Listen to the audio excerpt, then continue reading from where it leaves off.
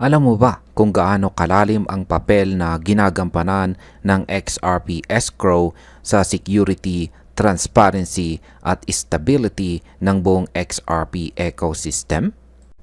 Sa video na ito ay pag-uusapan po natin ang lahat mula po sa pinaka-basic na konsepto ng escrow hanggang sa matinding detalye kung paano po ginagamit ito ni Ripple upang protektahan ang ekonomiya ni XRP. Pero bago po tayo magpatuloy ay pakibasa na lamang po muna ang disclaimer dito po sa ibaba ng ating screen. Ano nga ba ang escrow sa tradisyonal na pananaw? Dito po sa mundo ng finance, ang escrow ay parang isang garantiya sa pagitan ng dalawang tao. Kapag may transaction, isang neutral third party ang humahawak ng pera o asset. At ito lang ay ilalabas kapag natupad na ang lahat ng kondisyon.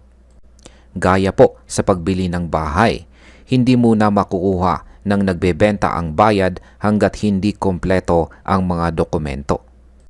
Ngayon ay paano po naiiba ang escrow ni XRP sa iba? Sa XRP, gamit po ang XRP Ledger ay may built-in escrow feature. Ang pagkakaiba ay wala pong third party na tao. Ang XRP Ledger mismo ang bahala sa paghawak ng funds at pagre-release kapag natupad na ang kondisyon. Ibig sabihin, automated at decentralized ito. Kaya't walang palakasan, walang under the table at higit po sa lahat ay walang human error. Meron pong tatlong mukha ang XRP escrow. Una ay ang time-based escrow. Siya po yung tipong wait lang tayo ng 30 days bago mo makuha ang XRP mo. Ginagamit ito kung may tiyak na oras o petsa kung kailan dapat ilabas ang pera. Pangalawa ay ang conditional escrow. Medyo high-tech po siya. Para mo siyang vault na hindi mabubuksan hanggat wala kang cryptographic key. Kailangan mo munang patunayan na may karapatan kang i-claim yung pondo. Pangatlo ay ang combination escrow. Ito po yung pinaka-demanding. Hindi lang kailangang lumipas ang tamang oras. Dapat may cryptographic proof ka pa. Kumbaga sa relasyon, time and effort ang puhunan bago mo siya makuha. Sa XRPL, ang pagbuo ng escrow ay tinatawag na escrow create transaction. Dito mo idinidetalye kung ilang XRP ang ilalak, sino ang tatanggap at ano ang kondisyon. Kapag naproseso na ito, may tinatawag tayong escrow object na nabubuo. Parang digital vault sa blockchain na mahigpit na nakabantay sa iyong XRP. Kung okay na po lahat ng kondisyon, ang tatanggap ay magsisend ng escrow finish transaction para ma-release ang pera. Pero kung nag-expire ang escrow at hindi naabot ang kondisyon, kailangan itong kansilahin gamit ang escrow cancel at ibabalik ang XRP sa nagpadala. Ngayon ay ano po ang halaga ng escrow para sa buong XRP ecosystem? Ang pinaka-importanting bagay sa XRP escrow ay ang decentralization at saka automation. Dahil dito, hindi na natin kailangan ng middleman. Mas secure, mas mabilis at saka mas mura. Bukod pa rito, may isang napaka-espesyal na gamit ang escrow para sa kumpanya ni Ripple mismo. Para hindi po mabigla ang market, inilak po nila ang 55 billion XRP sa isang serye ng escrows.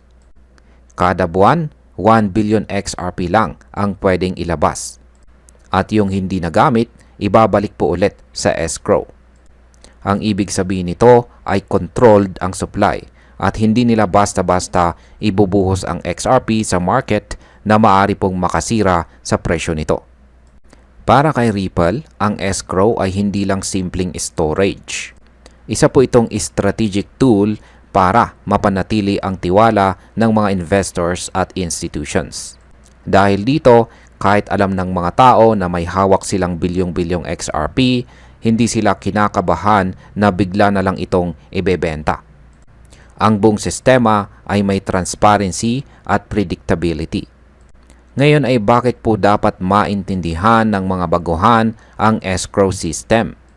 Kung ikaw ay isang baguhang crypto investor, baka isipin mo na technical lang ang escrow.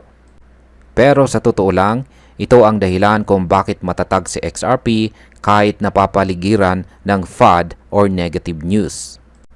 Kapag naiintindihan mo kung paano po gumagana ang escrow, mas nagiging kampante kang mag-invest. Hindi ka basta-basta matitinag sa mga balita dahil alam mong may sistema si XRP para protektahan ang kanyang value. Sa kabuuan, sa panahon ngayon na ang dami ng crypto projects ang natutumba, si XRP ay nananatiling matatag. Isa po sa mga dahilan ay ang kanyang matinding escrow system. Hindi lang ito teknolohiya, kundi isang patunay ng matalinong pamumuno at disiplina. Dahil dito, hindi lang natin basta binibili si XRP, pinagkakatiwalaan po natin siya. Kaya kung ikaw po ay isang baguhan pa lamang dito sa mundo ng crypto, aralin mo ang mga ganitong mekanismo. Dahil sa mundo ng crypto, ang kaalaman ay panangga sa kapahamakan. At sa kaso po ni XRP, ang escrow ang kanyang kalasag. At ayan, hanggang dito na lamang po tayo sa video na ito mga ka-crypto. Marami pong salamat sa panonood. Ingat po tayo lagi at God bless po sa ating lahat.